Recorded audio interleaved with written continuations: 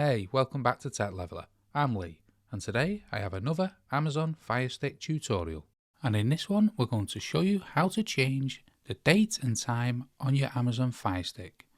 So if the date and time is wrong, first things first, let's go all the way right to the settings. Now within the settings, we want to find preferences. Now within preferences, you want to come down and select time zone. Now here you can turn on or off the 24-hour time,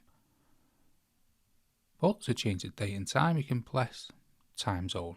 Now we can change a new time zone, so let's select the United States.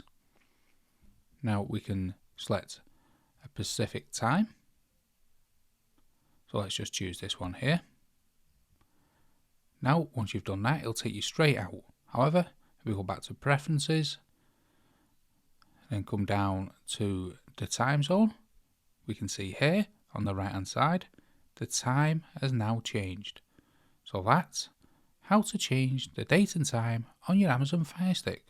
I hope you found that video helpful. If you did, smash the like, smash the subscribe, and most of all, thanks ever so much for watching.